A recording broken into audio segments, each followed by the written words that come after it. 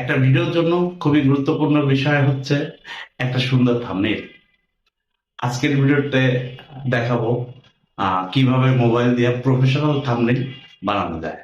Hello, আসসালামু আলাইকুম। আমি স্মার্টজোন থেকে শাহিন বলছি।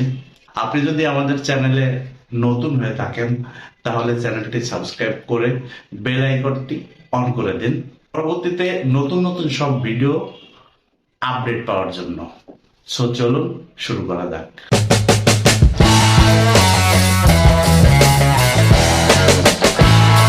থাম্বনেইল বানানোর জন্য কোনো ধরনের অ্যাপস বা সফটওয়্যার ইনস্টল করতে হবে না বা ইনস্টল করার প্রয়োজন নেই।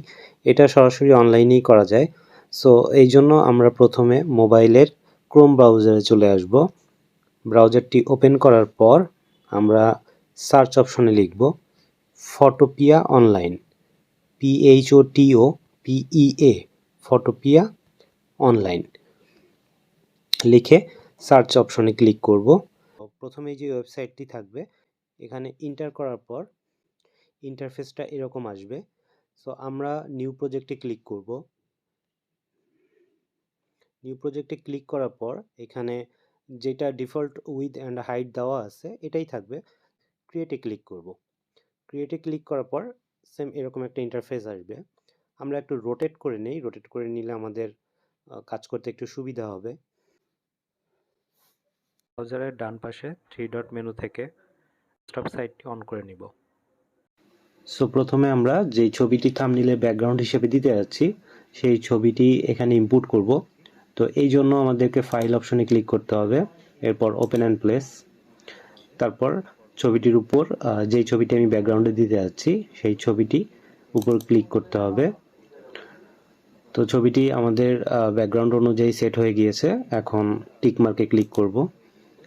ক্লিক করার পর আমি ছবিটি কিছুটা ব্লার করে নিব, এতে ছবিটি দেখতে সুন্দর লাগবে আরও। তো ব্লার করার জন্য আমাদেরকে এই লেয়ার অপশনে ক্লিক করতে হবে। যেই ব্যাকগ্রাউন্ডে যেই ছবিটি, এই ছবিটির লেয়ার অপশনে ক্লিক করতে হবে। ক্লিক করে ফিল্টার অপশন থেকে ব্লার, তারপর গর্সিয়ান ব্লার। এখন এখান থেকে আমি রেঞ্জ কিছুটা বাড়িয়ে নিচ্ছি, আমি রেঞ্জ 25-এর মধ্যে রাখছি। তো তারপর ওকে বাটনে ক্লিক করতে হবে। আমাদের ছবিটি ব্লার হয়ে গিয়েছে। এখন এর উপরে নিজের ছবিটি এখানে ইনপুট করব। তো এই জন্য আবারও আমাকে ফাইল অপশনে ক্লিক করতে হবে, তারপর ওপেন অ্যান্ড প্লেস, এরপর আমার ছবিটি ক্লিক করতে হবে। ছবিটি সিলেক্ট করার পর এখন প্রয়োজন মতো আমি এটার সাইজ ছোট বড় করে নিব।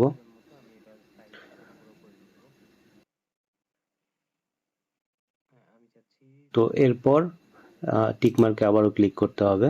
তো আমাদের ছবিটি এখানে বসে গিয়েছে। তো আরেকটা বিষয়, আপনার ছবিটি এখানে ইনপুট করার আগে অবশ্যই ব্যাকগ্রাউন্ডটি রিমুভ করে নেবেন। আর যদি আপনার ব্যাকগ্রাউন্ড সহ ছবি দিতে চান সেক্ষেত্রেও প্রবলেম নেই।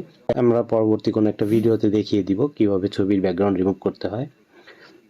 তো ছবিটি এখানে বসানোর পরে এখন আমি বাম দিকে কিছুটা টেক্সট এখানে লিখব। তো টেক্সট লেখার জন্য আমি যদি এখানে টেক্সটটা লিখি তাহলে টেক্সটটা অতটা সুন্দরভাবে ফোকাস হবে না। তো এই জন্য আমি এই বাম সাইডটা কিছুটা গ্রেডিয়েন্ট করে নিব যাতে টেক্সটগুলো সুন্দরভাবে ফোকাস হয়। গ্রেডিয়েন্টের জন্য আমাকে ফার্স্টে একটা নতুন লেয়ার ক্রিয়েট করতে হবে। সো এই যে নিউ লেয়ার অপশনে আমি ক্লিক করলাম, একটা নতুন লেয়ার ক্রিয়েট হয়ে গিয়েছে। গ্রেডিয়েন্ট করার জন্য গ্রেডিয়েন্ট টুলের উপর ক্লিক করতে হবে। ক্লিক করার পর উপরে যেই অপশনটা এখানে এই অ্যারো কিতে ক্লিক করে আমরা ট্রান্সপারেন্ট করে নিব। ট্রান্সপারেন্ট করে নেওয়ার পর এই উপরে ব্ল্যাক কালার এবং নিচে হোয়াইট কালার যেটা দেওয়া আছে এটাই থাকবে। এরপর যতটুকু আমি গ্রেডিয়েন্ট করতে চাই সেখান থেকে চেপে ধরে টেনে যেই পর্যন্ত করতে চাই সেই পর্যন্ত এনে ছেড়ে দিতে হবে। তো এই সাইডটা আমাদের গ্রেডিয়েন্ট হয়ে গেছে। আমি আরেকটু গ্রেডিয়েন্ট করে নেই।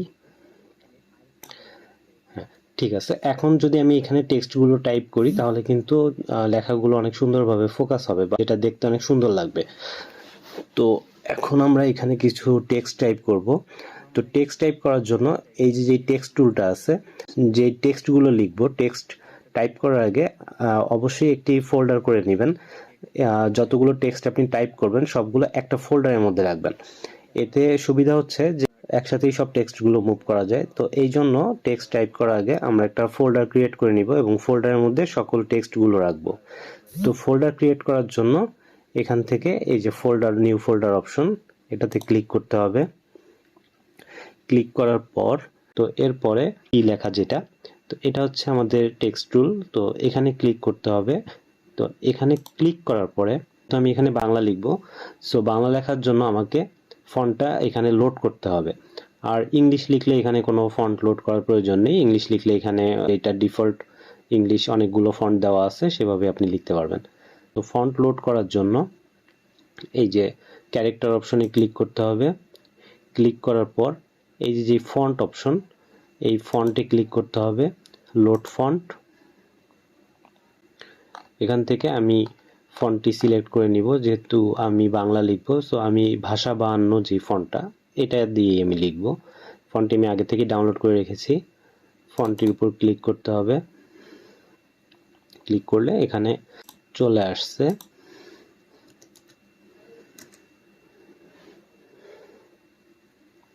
এখন ফন্টটি আমাকে সিলেক্ট করে নিতে হবে। এখান থেকে ফন্টটি আমি সিলেক্ট করে নিলাম। এরপর আমি যেখানে টেক্সটটা লিখব সেখানে একটি ক্লিক করব।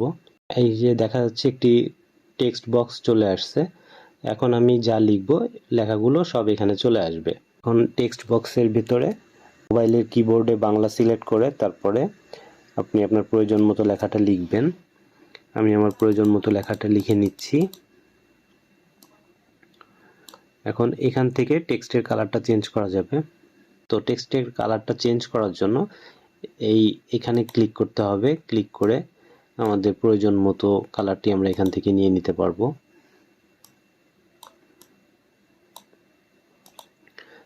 আমাদের টেক্সটের কালারটি চেঞ্জ হয়ে গিয়েছে। এখন আমরা টেক্সটের সাইজটা একটু বাড়িয়ে নিব। এর জন্য লেয়ার থেকে আমাদের টেক্সটটি সিলেক্ট করে নিতে হবে।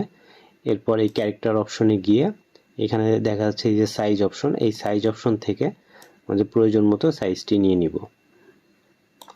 আর এখানে আরো কিছু অপশন আছে, যেমন ট্র্যাকিং দিয়ে লেখার ভেতরের গ্যাপগুলো ছোট বড় করা যায়। সো আপনাদের প্রয়োজন মতো এগুলো আপনারা ইউজ করতে পারেন। আমরা আপাতত এগুলো ইউজ করছি না। আমাদের একটা টেক্সট এখানে টাইপ হয়ে গেল। এখন সেকেন্ড টেক্সট আমরা নিব। এই জন্য আবারও টেক্সট অপশনে ক্লিক করতে হবে। ক্লিক করে যেখানে আমরা টেক্সটটি নিতে যাচ্ছি সেখানে একটি ক্লিক করব। ক্লিক করার পরে আমাদের প্রয়োজন মতো লেখাটা আবারও এখানে লিখে দিব। এখন এই লেখাটা খুব কাছাকাছি হয়ে গিয়েছে। এই জন্য আমরা লেখাটি সরিয়ে নিব যাতে দেখতে সুন্দর লাগে। এই জন্য যেই লেখাটি আমরা সরাবো সেই লেখাটির উপর ক্লিক করে তারপর এই বাম পাশে এই যে মুভ টুলের উপর ক্লিক করতে হবে। ক্লিক করে আমরা প্রয়োজন মতো লেখাটিকে সরিয়ে নিতে পারবো। এখন আমরা এখানে ইংলিশে থাম্বনেইলটা লিখব। এর জন্য ক্যারেক্টার অপশন থেকে আমাদের ফন্টটা চেঞ্জ করে নিতে হবে, যেহেতু আমরা বাংলা লিখছিলাম বিধায় আমরা এই বাংলা ফন্ট সিলেক্ট করে নিয়েছিলাম। সো এখান থেকে ক্লিক করে এখানে অনেক ফন্ট আছে, বাই ডিফল্ট দেওয়া আছে, প্রয়োজন মতো ফন্ট আপনারা নিয়ে নিতে পারবেন। আমি এই ফন্টটি নিচ্ছি।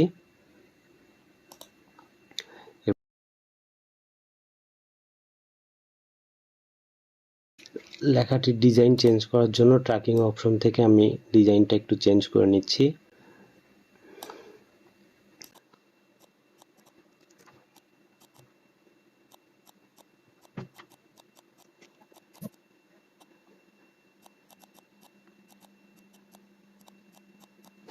আমাদের লেখার কাজ শেষ।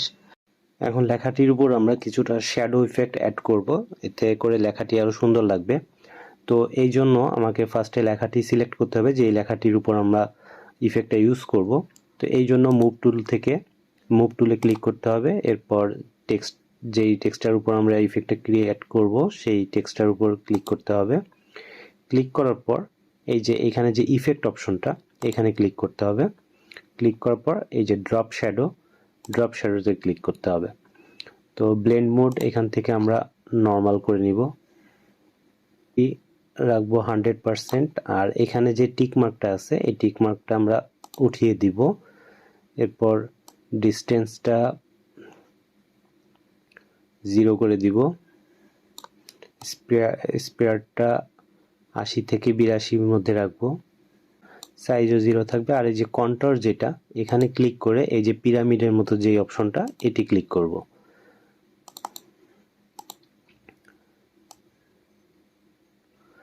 আর এখানে কালারটা আমরা লেখার যে কালারটা, সেই কালারটা নিব। এখান থেকে কালারটা ক্লিক করব, ক্লিক করে টেক্সটের যে কালারটা, সেই কালারটা ক্লিক করব, এরপর ওকেতে ক্লিক করব। এখন সাইজটা বাড়িয়ে দিব, আমাদের প্রয়োজন মতো সাইজটা দিয়ে নিব। এখন দেখা যাচ্ছে লেখার চারপাশে সুন্দর একটা সার্কেল তৈরি হয়েছে, যেটা দেখতে আরো সুন্দর লাগছে।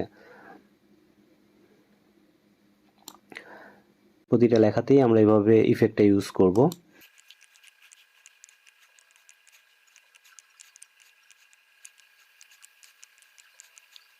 এখন এই লেখাগুলো কিছুটা ছোট বড় করে নিব আর একটু বাঁকা করে নিব। তো এই জন্য, যেহেতু আমরা সবগুলো লেখা একটা ফোল্ডারের মধ্যে করেছিলাম, তো এখন এই ফোল্ডারটি সিলেক্ট করে আমরা এখান থেকে এডিট অপশনে ক্লিক করব। ক্লিক করার পর ফ্রি ট্রান্সফর্মে ক্লিক করলে আমাদের সবগুলো লেখা একসাথে মার্ক হয়ে গিয়েছে। তো এরপরে আমরা লেখাটা একটু ছোট বড় করে নেই, যাতে দেখতে আরো সুন্দর লাগবে। তো লেখাটা আমরা প্রয়োজন মতো সাইজ ছোট বড় করে নিচ্ছি। আবার এই যে অ্যারো কিটা, এইটা ধরে ঘুরিয়ে দিলে লেখাটা ঘুরে যাবে। লেখাটা পজিশন মতো করে নিচ্ছি। এরপরে হয়ে গেলে এখানে টিক মার্কে ক্লিক করতে হবে। তো আমাদের থাম্বনেইলের কাজ মোটামুটি শেষ। এখন আমরা কিছু এলিমেন্টস যোগ করব। তো এই জন্য আবারও ফাইল অপশনে ক্লিক করলাম, ওপেন অ্যান্ড প্লেস। এখানে আমি একটা অ্যারো কি দিতে চাচ্ছি, অ্যারো কিটা দিলে জিনিসটা আরো সুন্দর লাগবে। তো এই জন্য অ্যারো কিটা প্রয়োজন মতো সেট করলাম, তারপরে টিক মার্কে ক্লিক করলাম। আমাদের থাম্বনেইলের কাজ শেষ। আমি সিম্পলের মধ্যে একটি থাম্বনেইল বানিয়ে দেখালাম। আপনারা চাইলে আপনাদের পছন্দ মতো, এখানে অনেকগুলো অপশন আছে, জাস্ট বেসিক যতটুকুন প্রয়োজন হয় আমি ততটুকুন আপনাদেরকে দেখানোর চেষ্টা করেছি। তো এইভাবেই আমরা মোবাইল দিয়ে খুব সহজেই প্রফেশনাল থাম্বনেইল তৈরি করতে পারি। সবচেয়ে বড় বিষয় হচ্ছে, এটার জন্য আমাদের কোনো সফটওয়্যারের প্রয়োজন হচ্ছে না, এটা সম্পূর্ণ অনলাইনেই। থাম্বনেইলের কাজ আমাদের শেষ। এখন ছবিটি আমাদেরকে এক্সপোর্ট করতে হবে। তো এক্সপোর্ট করার জন্য ফাইল অপশনে ক্লিক করব, তারপর এক্সপোর্ট অ্যাজ। এরপর আপনি যে কোনো ফরম্যাটে আপনার সেভ করতে পারবেন। আমি পিএনজি ফরম্যাটে সেভ করছি। পিএনজি ফরম্যাটে সেভ করলে ছবিটির রেজুলেশন ভালো থাকে। ফরম্যাটের উপর ক্লিক করব, এরপর সেভ অপশনে ক্লিক করব। আমাদের ছবিটি সেভ হয়ে গিয়েছে। সো এই ছিল আজকের ভিডিও। আশা করি ভিডিওটা দেখার পর আপনারা মোবাইল দিয়ে প্রফেশনাল থাম্বনেইল কিভাবে বানাতে হয় সেটা বানাতে পারবেন। আপনি যদি আমাদের চ্যানেলে নতুন হয়ে থাকেন, তাহলে আমাদের চ্যানেলটা সাবস্ক্রাইব করে পাশে থাকা বেল বাটনটি অন করে দিবেন। আমাদের নতুন নতুন ভিডিও আপডেট পাওয়ার জন্য ভিডিও ডেসক্রিপশনে আমাদের সোশ্যাল মিডিয়ার অন্যান্য লিঙ্কগুলো দেওয়া আছে, আপনারা জয়েন করবেন। আপনাদের ভিডিওটা কেমন লেগেছে অবশ্যই আমাদের কমেন্ট করে জানাবেন, আর একটা লাইক দিবেন যদি ভালো লেগে থাকে। সবাই ভালো থাকবেন। আল্লাহ হাফেজ।